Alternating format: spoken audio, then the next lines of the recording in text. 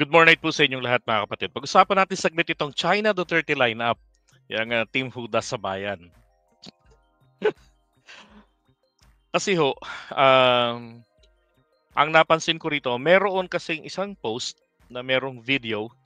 No? I'm sure nakita nyo na rin siguro yung sa Sokmed sa FB na sinasabi ho ni dating Pangulong Duterte na sana daw po ay iboto straight etong kanyang lineup.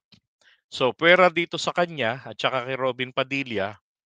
Yan. So, ito yung kanyang lineup. And apparently, parang 5 lang yata rito ang kandidato ng PDP laban.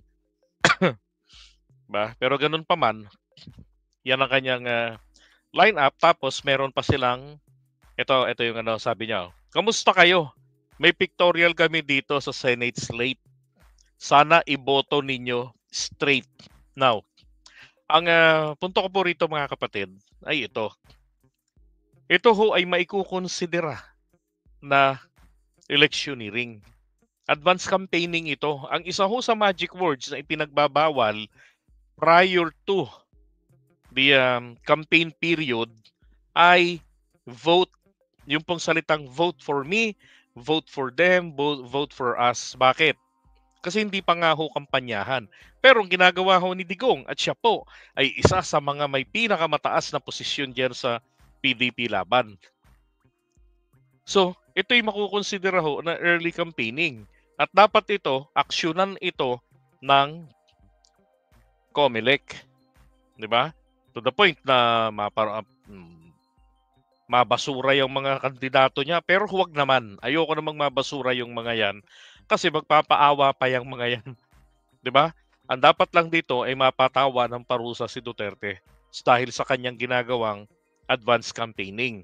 Now, ito yung kabuuan daw po ng lineup. Nax. Di ba? Merong kulang dito eh. Sino pa ba? Ipe, Bato, to si Bongo. Tapos ito ibang partido nito eh. Yan, iba rin eh. Yan. Pero ito mga pangalan nila. So PDP laban 'yon, Jimmy Bondok. Ito. PDP pala si Jimmy. And then Bato de la Rosa, Bongo. Ito si Hinlo. Yan, Jesus Jr. Yan, PDP laban, Raul Albino, PDP laban. And then Marcoleta. Yan, kabilang naman din dito sa kanila si Marcoleta. Pero rito sa part na to, bakit wala? Dito, nandyan. Baka ho si Marcoleta ang kumuha ng picture. Yan. Kaya lang, ito yung mga kapatid, ito yung sinasabi ko sa inyo eh. Kung napansin nyo, naandito, ito hong Aksyon Demokratiko, si Doc Willie Ong. Bakit? Diba? Bakit naandun? Diba? Kasi nga ho, sabi ko sa inyo dati, diba? Yan pong Partido Dilawan, si Willie Revillame, that's correct, Edgar. No, kulang doon. Now, balikan natin itong kay Doc Willie Ong. Akala ko kasi nung una, si Doc Willie Ong ay kumakandidato bilang independent. Pero, kung ganito na siya po ay nasa lineup, ng senatorial lineup po ni Duterte, although wala parang pagkakaalam ko, wala pa silang official na na coalition talaga, no? Ng PDP at saka dito ho sa Aksyon Demokratiko ni Willie Ong. Pero sabi ko nga sa inyo, yan pong Partido Dilawan na yan, mga yan, Liberal Party, PDP laban at ang Aksyon Demokratiko. Kung alin po rito ang lumulubog ng bangka sa tatlong yan, yung mga tao dyan maglulundagan lang. Okay, kaya nga naging last option ni Duterte nung nakarang eleksyon, ito pong Aksyon Demokratiko, si Isko Moreno. Na ngayon ay kandidato pagka mayor sa Maynila ulit. So ngayon, nagulat ako, nakita ko na naman yung partido na yan dito. Okay? Kaya lang kasi, ang ginawa nitong nakarang admin, si Digong, yung sunog na Liberal Party, lalo pa niyang sinunog. No? Para kumbaga inapakan niya to make it appear na ang mga dilawan ay kalaban ng bayan, panira ng bayan, at siya na isa rin namang dilawan na nagkukubli sa pula para lang masabi na siya ang tunay na kakampi ng bayan. Mangga. Pero magkakakampihan, isa lang ang kulay ng mga yan. And then, ako, Philip Salvador. Ay, nako. Alam niyo kung meron akong iboboto rito, masabi ko lang po talaga sa inyo, eto si Chavit Singson. Yan. Kay Singson naman kasi, hindi ko rin naman maintindihan, kung bakit hindi siya kinuha ng administrasyon. Napakalaki rin naman ang naitulong ni Chavit Singson sa kampanya ni na PBBM. Hindi ko alam kung anong nangyari, ganon.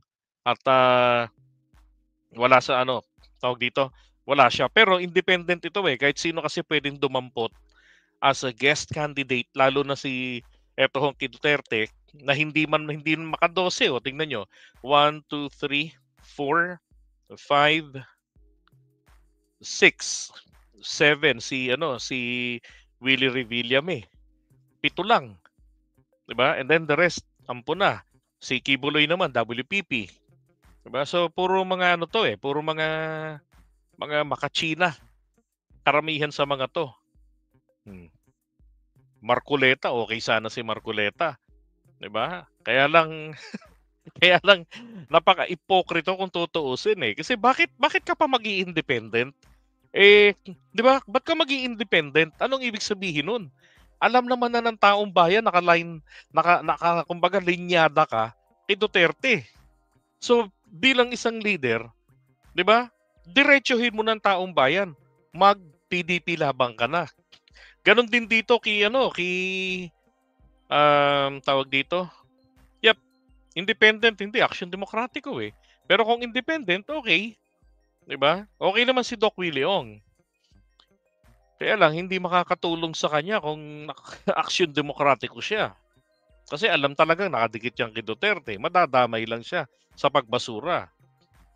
Now, eto si Ay Minyo. Ay Minyo, no? Chinese Ay Minyo. Yan, si Ay Minyo, 'di ba? Talagang sabi niya nga, kahit siya na lamang mag-isa, talagang mananatili daw siyang Duterte pa rin. Ayos dapat dapat isinama na rin nila diyan, 'di ba? Ay nako. Well, at least mga kababayan, nagkaroon tayo ng ideya sino-sino po ba talaga rito yung mga dapat nating hindi isali. Kasi itong lineup ng Pangulo may mga hudas din naman diyan 'di ba? May mayroong panig talaga sa kabila na kung saan ngayon minamanggalang nila. Ibig sabihin, mga manggagamit lang na makuha ang endorsement ng Pangulo. Ngayon, ito po yung gusto kong sabihin sa lahat. Sana makarating. No? Huwag na po tayong magpapabulag. Huwag na po tayong magpapabulag sa endorsement ng ating Pangulo. Bakit? Huwag kayong magagalit Si PBBM po, naturalmente, i-endorso niya ang line-up ng bagong Pilipinas. Pero kung titignan po natin, alin po ba sa mga tao roon ang nagsisilbi para sa interes ng bayan? At masasabi nating kakampi ng Pangulo. 'Di ba?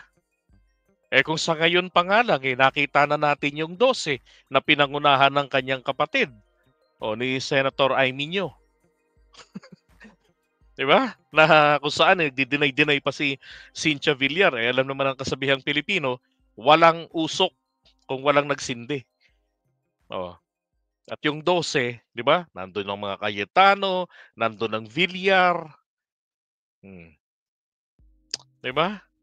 So yun ang natin, yun ang wag nating doon po tayo mamimili ng mga do sa lineup na yun na nakikita na natin ngayon kung sino-sino yung mga potensyal na kapag ang Pangulo kinasuhan, sinampahan ng impeachment, magkakandara pa na pumanig pa sa kabilang kampo.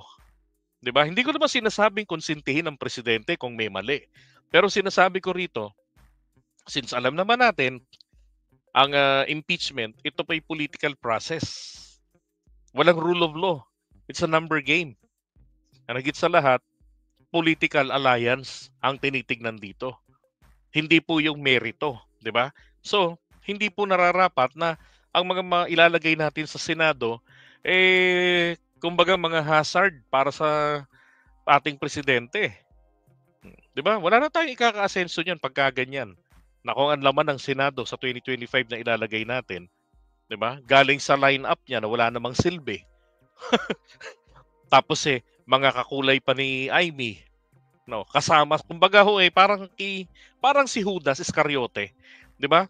Doong naghahapunan sila ng Panginoon Jesus tsaka ng mga kasama nila. Oh, 'di ba? Sabi nga ng Panginoon yung kasabay kong nagsawsaw ng tinapay. Oh, 'di ba? Yun ang magtataksil sa kanya. At yun na nga si Judas. 'Di ba? So, ngayon, ang Panginoon walang choice Wala siyang choice para mamili ng kanyang makakasalamuha. Ang ating Pangulo, 'di ba? Tayo ngayon ang merong choice na maglagay ng mga makakasama niya sa pagsisilbi sa bayan. So alam na. Kasi itong lahat ng mga naandyan, kung maninindigan ng mga yan na talagang sisigaw talaga nila na sila Team Duterte, alam nyo na, matik na yan. Team China yan. Hindi naman ho kasi po pwede nilang po pwedeng kontrahin nila ang paninindigan ng kanilang amo o ni Duterte at ng kanilang partido. Ang PDP laban po, maliwanag pa sa sikat ng bunbunan ni Bato na yan ay nakakulab sa Partido Komunista ng China. 'Di ba? Malalim yung kanilang relasyon. Oh. So hindi ho natin 'to po pwedeng ipaubaya ang kapakanan ng bayan natin. Tapos nandiyan pa si Apollo Kibuloy na maliwanag pa rin sa sikat ng bunbunan nito ni Attorney Vic kung bakit ito tumakbo para gawing 5 piso kada kilo ng bigas. Tapos bigyan siya magkano yun? 5 billion ba yun? O trillion? So tragis na yan. 'Di ba? Delikado. Sabi ni baka naman choice ni Chavit Singson ng mga Duterte. Hindi nga natin alam 'di ba? Abangan natin. Maganda kasi matanong pa siya 'di ba sa kampanya pag nag-ikot na 'yan. Pero gusto ko kasi kay Chavit yung kanyang panukala. Alam niya kung paano 'to gagawin. Alam niya kung paano sisimulan, yung risk, calculated niya. Malabong-malabo doon sa yung kay Jinggoy dati. Itataas natin ang sahod ng mga Pilipino, ng mga manggagawa. From 600 gawin nating 800. Across the board, buong bansa. Kasi pareho lang naman daw ang gastusin at kinakain ng mga taga Maynila, mga dito sa NCR at saka ng mga taga probinsya. At kung kakayanin pa, gawin pa raw 1,000 o kamusta na. 'Di ba? Nangangalahating ng termino pero ni wala man lang maipanukalang batas na madagdagan ng sahod ng mga manggagawa. 'Di ba? Ay nako. So pero ito sabi ni Patrick, Tolentino 50-50 pa rin. Ay, ako 50-50 rin ako kay Tolentino lalo na napasama siya ron sa 12 na pabor na ikudita etong si Chis Escudero. And again, may denial dyan. Pero tignan natin, hanggat hindi pa ho nagsisimula mag-convene, hanggat hindi pa natatapos ang mga proseso ng impeachment sa Kongreso, 'di ba? At hindi pa nagsusuot ng robe etong mga senadores natin bilang mga justices ng impeachment court. Maliwanag lang po nito, may possibility pa ho na mangyari talaga yung napabalita ho na ikukudeta etong si Chis Escudero dahil dyan sa napipintong impeachment. At ang ipapalit ay si Cynthia Villar. Subukan lang ni Cynthia. Ibasura natin yung anak niya. Di ba? Ganun lang yun. Kung ano man ang maging resulta ng impeachment na yan kay Sara, matanggal si Sara sa pwesto, di ba? O hindi. Ganun lang din ho. Desisyon rin natin po.